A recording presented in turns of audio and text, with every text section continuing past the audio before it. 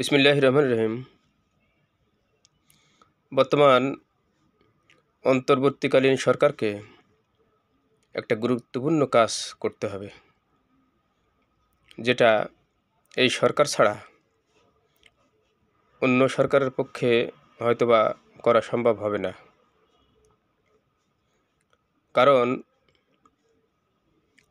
এখানে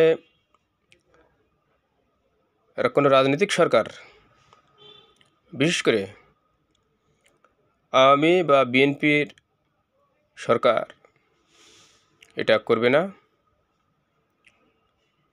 এবং জাতীয় পার্টির সরকার খুব বেশি দক্ষতার পরিচয় তারা দেয়নি।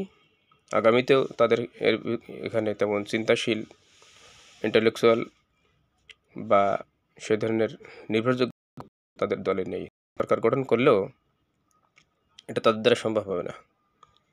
সেটা হচ্ছে যে বর্তমান বাংলাদেশে যে মুক্তিযোদ্ধাদের তালিকা, এই তালিকাটা অতিমাত্রায় বিতর্কিত, অসত্য, এবং এটা এই বাংলাদেশের অর্থনীতির জন্য অনেক ক্ষতিকর।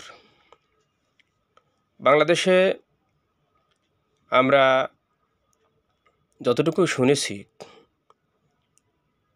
50-60 হাজারের মতো লোক হয়তো মুক্তিযুদ্ধে সরাসরি অংশগ্রহণ করেছে।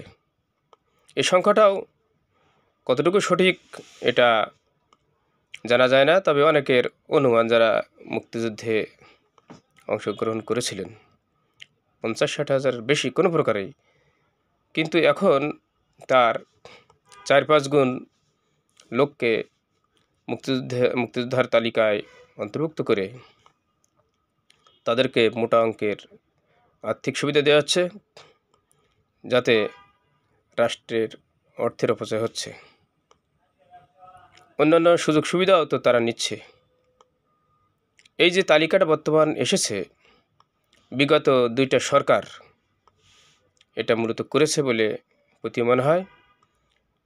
বিএনপি সরকার এবং আওয়ামী লীগ সরকার তাদের নিজেদের লোকের সংখ্যা বাড়ানোর জন্য, সুযোগ সুবিধা দেওয়ার জন্যে এই বিভিন্ন অসৎ উপায় অবলম্বন করে এই মুক্তিযোদ্ধা তালিকা তারা লম্বা করেছে। আগামীতে যদি বিএনপি সরকার আসে, তাহলে হয়তো তারা আওয়ামী লীগের লোকগুলোকে বাদ দেবে, কিন্তু তাদের লোকগুলোকে তারা রাখার চেষ্টা করবে। আবার যে আওয়ামী লীগ সরকার আসে, ওরাও একই কাজ করবে, তাদের লোকগুলোকে রেখে তারা বিএনপির লোকগুলোকে বাদ দেওয়ার চেষ্টা করবে। এখন একটা নিরপেক্ষ অবস্থান থেকে একমাত্র বর্তমান অন্তর্বর্তীকালীন সরকার ছাড়া এই তালিকা সঠিক রূপে আনা সম্ভব না, এবং এটা করা অত্যন্ত জরুরি। অন্যান্য গুরুত্বপূর্ণ কাজের মধ্যেও এই কাজটি করা দরকার, কারণ বিপুল অঙ্কের টাকা এখানে আত্মসাৎ হয়ে যাচ্ছে। এই ভুয়া মুক্তিযোদ্ধাদের মাধ্যমে বিপুল অর্থের অপচয় হচ্ছে রাষ্ট্রের। এজন্য এটা একটা ফরজ কাজ। আমরা আশা করব প্রত্যেক উপজেলায়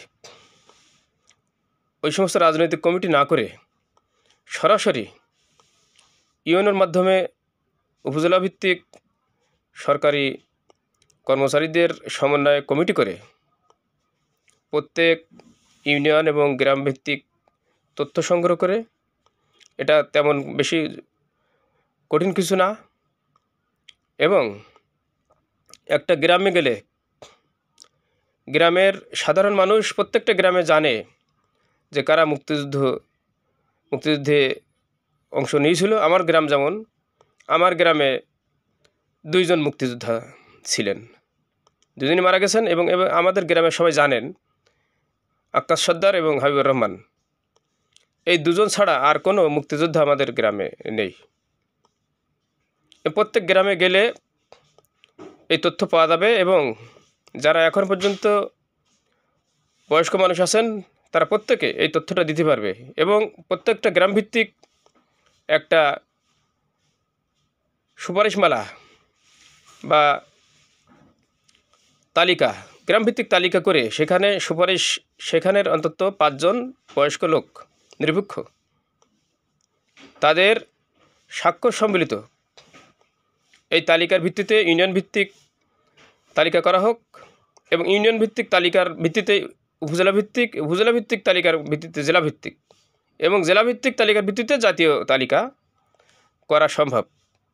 এখানে পূর্ববর্তী যে তালিকা আছে এই তালিকা কোনো প্রকারই অনুসরণ করা যাবে না, যে তার সাথে কম্পেয়ার করে আন্দাজে কারো নাম উনি রাজনৈতিক প্রভাবে বা উনি কারো আত্মীয় বলে তার নামটা রাখলাম।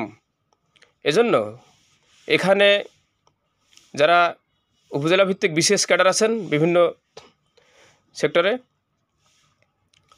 উপজেলা নির্বাহী অফিসারের নেতৃত্বে 5 সদস্য বিশিষ্ট একটা করে কমিটি করা হোক সম্পূর্ণ সরকারি কর্মকর্তাদের ভিতর থেকে, যাদের বাড়ি এই এলাকায় না, যাদের আত্মীয় স্বজন এলাকায় না, এদের ভিতর থেকে অগ্রাধিকার দিতে হবে। এভাবে আমরা আশা করি সঠিক যারা মুক্তিযোদ্ধা আছে তাদেরকে মূল্যায়ন করা হোক। অনেক ভুয়া মুক্তিযোদ্ধা আছে আমার পরিচিত আমার এলাকায়, তারা কোনোদিন মুক্তিযুদ্ধ করেনি, অথচ তারা আজকের মুক্তিযোদ্ধা হিসেবে এলাকায় অনেক তাদের নাম ডাক সম্মান, বড় চেয়ারেও তারা বসে, অথচ তারা মুক্তিযুদ্ধে তাদের কোনো অংশগ্রহণ ছিল না।